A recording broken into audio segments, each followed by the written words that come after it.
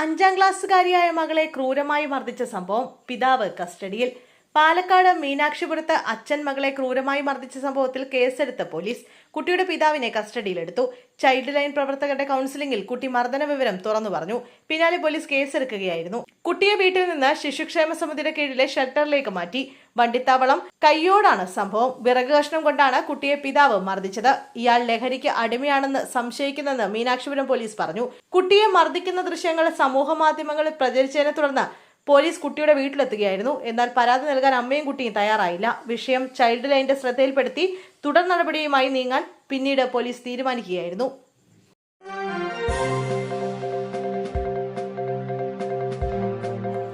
V രാജേഷിന് അതേ നാണയത്തിൽ മറുപടി നൽകി കൗൺസിലറും കോൺഗ്രസ് നേതാവുമായ KS ശബരിനാഥൻ. ആന്തൂറിയം പൂവിന്റെയും അവലോസുണ്ടയുടെയും ഒരു ക്രിഞ്ച് കോമഡി മേയർ പങ്കുവെക്കുന്നത് കേട്ടു. പറയാതിരിക്കാൻ വയ്യ, നല്ല ബോറായിട്ടുണ്ടെന്ന് ശബരി ഫേസ്ബുക്കിൽ കുറിച്ചു.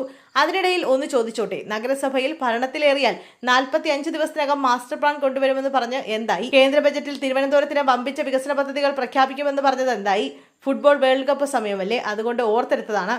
നിങ്ങൾ ഉറപ്പു നൽകിയ ഒളിമ്പിക്സ് വേദി എന്തായി എന്നും ശബരി ഫേസ്ബുക്കിൽ കുറിച്ചു.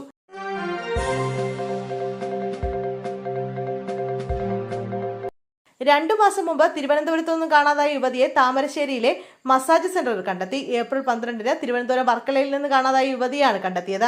പോലീസ് അന്വേഷണത്തിലാണ് യുവതിയെ കണ്ടെത്തിയത്. 2 ആഴ്ച മുമ്പാണ് താമരശ്ശേരിയിലെ സ്ഥാപനത്തിൽ എത്തിയതെന്നാണ് സ്ഥാപന ഉടമകൾ നൽകുന്ന വിവരം.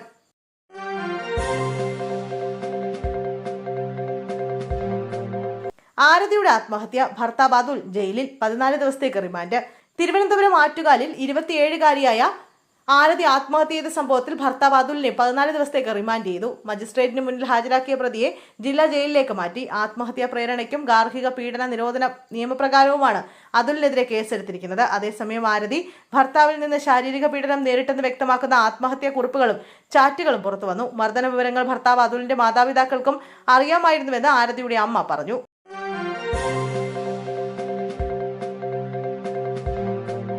വിയൂർ സെൻട്രൽ ജയിലിന് മുകളിലൂടെ പറന്നത് ഡ്രോൺ അല്ല, വിമാനമെന്ന് പോലീസ്.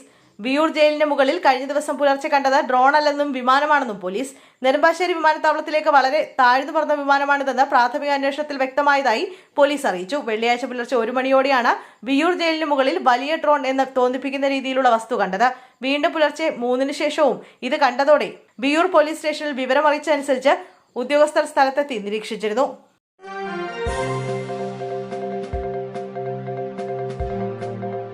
മതസംഘടനകളെ അനുനയിപ്പിക്കാൻ നീക്കം. പ്രതിനിധികളുമായി സംസാരിച്ച് മുഖ്യമന്ത്രിയുടെ വിശ്വസ്തർ. മതസംഘടനകളെ അനുനയിപ്പിക്കാനാണ് ശ്രമം. മതസംഘടനകളുടെ പ്രതിനിധികളുമായി മുഖ്യമന്ത്രിയുടെ വിശ്വസ്തർ സംസാരിച്ചു. സംസ്ഥാന നേതാക്കളുമായും ജമാഅത്തെ ഇസ്ലാമി പ്രതിനിധികളുമായും KP നൌഷാദ് അലി MLAയും ചർച്ച നടത്തി. സാഹചര്യം മതസംഘടനകളെ ബോധ്യപ്പെടുത്തിയതായി മുഖ്യമന്ത്രിയുടെ വിശ്വസ്തർ പറഞ്ഞു. മദ്യനികുതിയിൽ എതിർപ്പ് ശക്തമായതോടെയാണ് മുഖ്യമന്ത്രിയുടെ നീക്കം. വീര്യം കുറഞ്ഞ മദ്യത്തിന്റെ നികുതി കുറച്ച് ബജറ്റിൽ പ്രഖ്യാപനം വന്നതോടെയായിരുന്നു വിവാദങ്ങളുടെ തുടക്കം. 0.5 മുതൽ 10% വരെ വീര്യമുള്ള മദ്യത്തിന് 120%, 10 മുതൽ 20% വരെ വീര്യമുള്ളവയ്ക്ക് 175% എന്നിങ്ങനെയാണ് നികുതി ഘടന പ്രഖ്യാപിച്ചത്.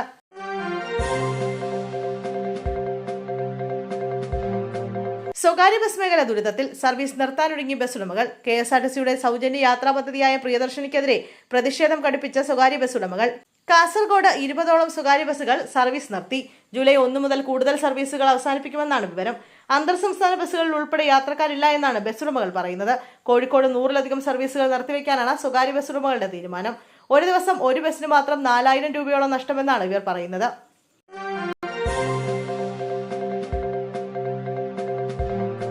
കരിപ്പൂർ പോലീസ് സ്റ്റേഷനിൽ നിന്ന് സ്വർണം കൊണ്ടുപോയത് മുൻ SHO. ASPയുടെ അന്വേഷണ റിപ്പോർട്ട് പുറത്ത്. കരിപ്പൂർ പോലീസ് സ്റ്റേഷനിൽ നിന്ന് സ്വർണം കാണാതായ സംഭവത്തിൽ സ്വർണം കൊണ്ടുപോയത് മുൻ SHO എന്ന് ASPയുടെ റിപ്പോർട്ട്. മയക്കുമരുന്ന് കേസുമായി ബന്ധപ്പെട്ട് നടപടി നേരിട്ട ഉദ്യോഗസ്ഥനാണ് സ്വർണം കൊണ്ടുപോയത്. കരിപ്പൂർ പോലീസിനെതിരെ അന്വേഷണം വേണമെന്നാവശ്യപ്പെട്ട യൂത്ത് ലീഗ് ആഭ്യന്തരമന്ത്രിക്ക് പരാതി നൽകി. സംഭവത്തിൽ യൂത്ത് ലീഗിന്റെ നേതൃത്വത്തിൽ പോലീസ് സ്റ്റേഷനിലേക്ക് മാർച്ച് നടത്തി.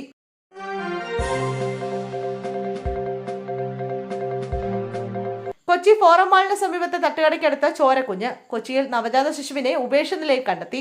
ഫോറം മാളിന് സമീപം തട്ടുകട പരിസരത്താണ് കുഞ്ഞിനെ കണ്ടെത്തിയത്. ഒരു ദിവസമോ പ്രസവിച്ച് മണിക്കൂറുകൾ മാത്രമോ പ്രായമുള്ള കുഞ്ഞിനെയാണ് ഉപേക്ഷ നിലയിൽ കണ്ടെത്തിയതെന്ന് മരട് പോലീസ് വ്യക്തമാക്കി. കുട്ടിയുടെ ആരോഗ്യനില തൃപ്തികരമാണെന്നും കുഞ്ഞിനെ എറണാകുളം അമ്മ തൊട്ടിലേക്ക് കൈമാറിയെന്നും പോലീസ് പറഞ്ഞു.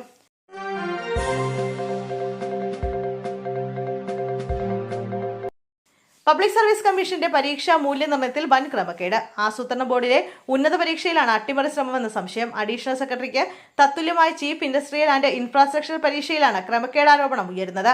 പരീക്ഷ എഴുതിയ പലരുടെയും 10 ഉത്തരങ്ങൾ പരിശോധിച്ചില്ല. ഉത്തരക്കടലാസിന്റെ പകർപ്പ് പരിശോധനയിലാണ് മാർക്ക് നൽകിയില്ലെന്ന് കണ്ടത്. പരീക്ഷ കഴിഞ്ഞ PSC അതിവേഗം നിയമന ശുപാർശയും നൽകി. പരീക്ഷയിൽ 1ാം റാങ്ക് നേടിയത് ഇടത് അനുകൂല സംഘടനയിലെ അംഗമാണെന്ന് പരീക്ഷ എഴുതിയ മറ്റുള്ള ഉദ്യോഗാർത്ഥികൾ ആരോപിച്ചു.